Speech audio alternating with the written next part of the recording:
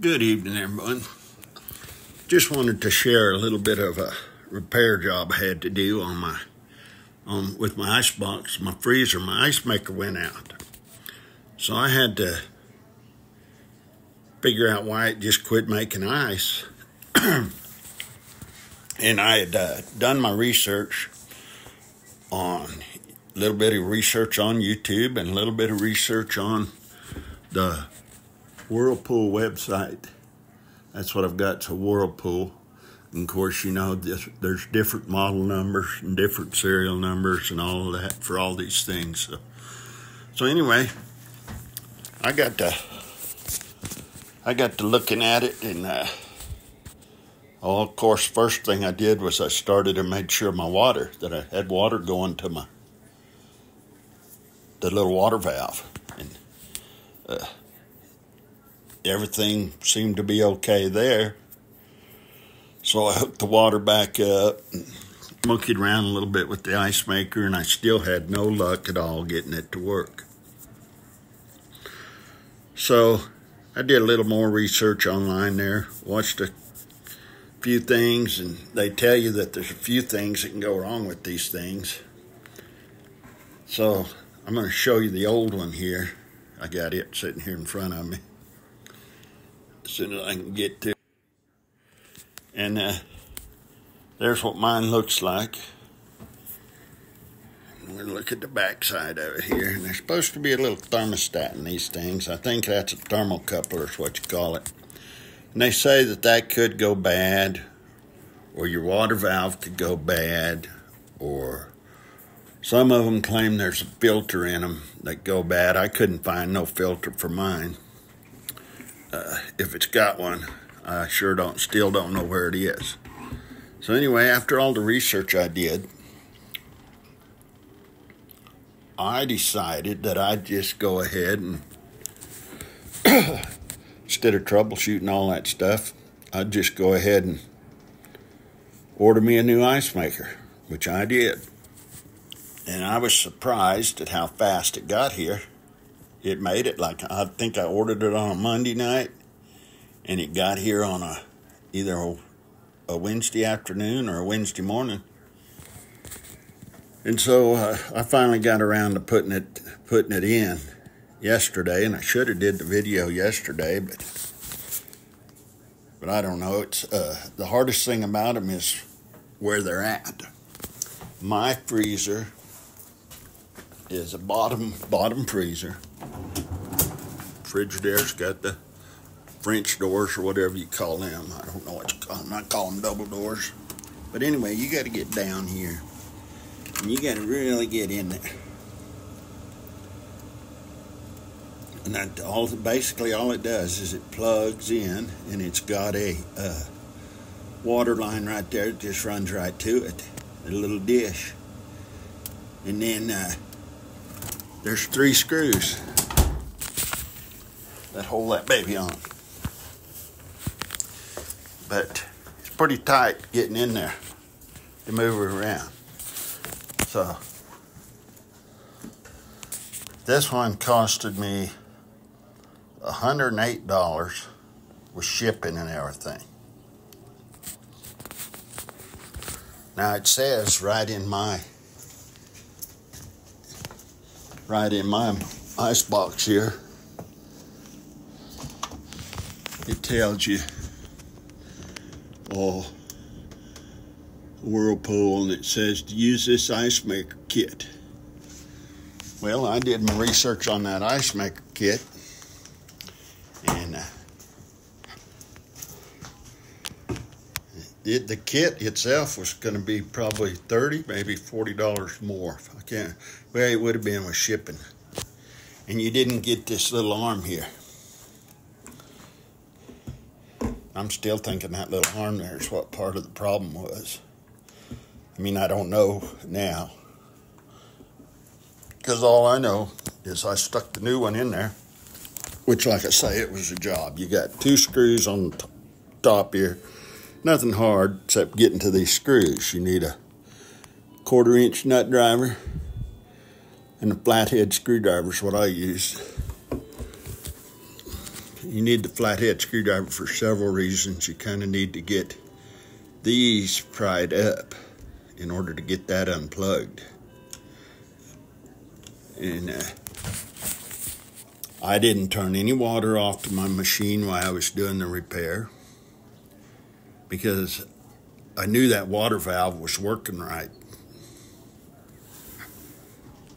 And the reason I knew that is I didn't have anything froze up going to my old ice maker here. I checked all that out. You know, sometimes they say you can get frozen stuff right down in here, or you can get a piece of ice up in your water line that comes, there's just a little water line that comes right here to this little dish.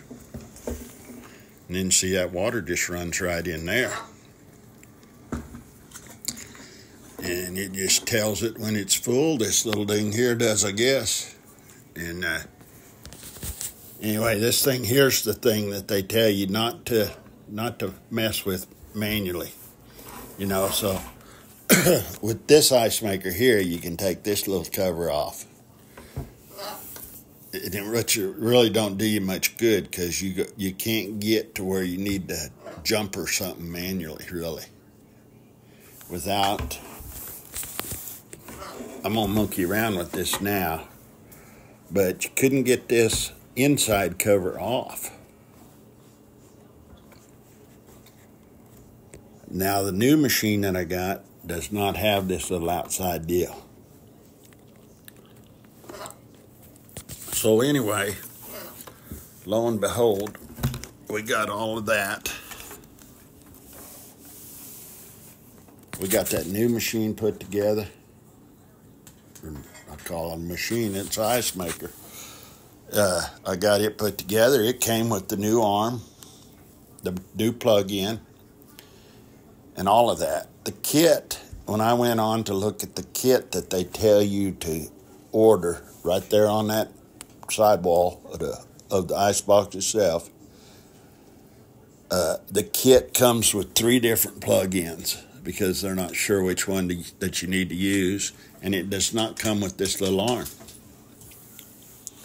So the one I ordered was just a part number. I went off of a model number and a part number once I found the model, and I just ordered the whole thing. And like I say, with shipping, it was $108 and 22 cents or something like that. And they just shipped it to me direct, and I just slapped her in there. It took probably took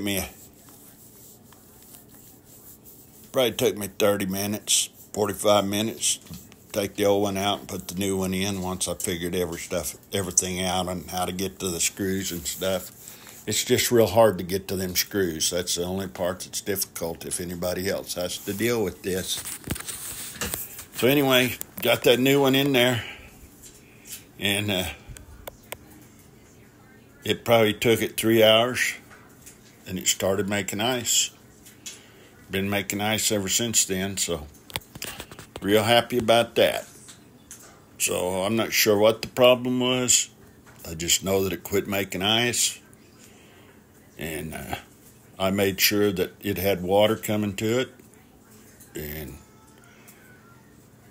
from there I just made the decision to order the whole new ice maker. So that's what I did, and I'm glad I did, because the rest of it, you'd had to take this one out, and you'd had to do this and had to do that, and if it didn't work, you'd have to keep going, try another part. So I think that was a good decision, because the ice maker is working now. So I wished I knew what happened to this one and what went wrong. I'm thinking it was this arm right here that just got stuck. But I'm not sure of that. And I might build me something where I can jumper into this and play with it a little bit if my curiosity gets to going with me too much. But this one was, I'll see if I can zoom in on this. This one was manufactured in believe it says 2014 there.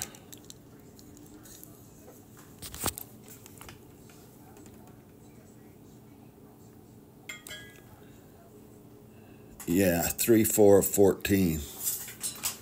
So, it's a good 10 years old. And I can't remember for sure when we bought the ice box, but I bet it was sometime right around in there, or a little after that. Could have been in April or May that summer. Seems like I got it for Mother's Day or something, because we have one. I've got it out in my barn now that it was kind of going on the blink on us, so I got this one. But anyway, just thought I'd share that with everybody in case you run into a Whirlpool. Mine's just a pretty plain Jane. It's just got the ice maker. It doesn't have water or nothing like that in the doors. It's just got the ice maker down there in the freezer. And that's the only thing that's really difficult at troubleshooting it, is getting that thing out of there.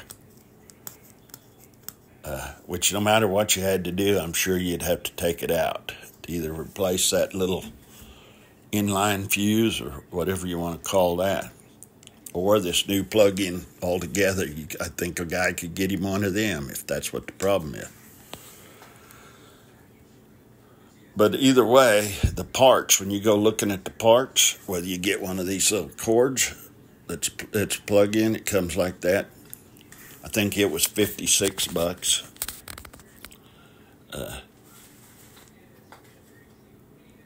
The valve, the water valve, is more than what the ice maker cost, for this model anyway. So anyway, that's what I did. I just ordered the whole new ice maker. And she's working now, so I'm a happy camper. So anyway, just wanted to share this video with you. And in case somebody runs up against an ice maker that just stops working on them for one reason or another. And everybody have a great day. And any questions, leave them in the comments. Thanks for watching. And be sure to like and subscribe. And God bless.